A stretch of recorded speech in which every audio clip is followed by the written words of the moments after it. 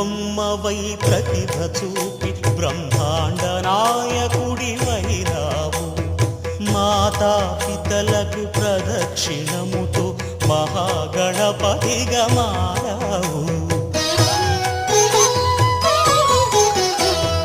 భక్తుల మొరలాలించి బ్రోచుటకు గజముఖ గణపతివైనావు.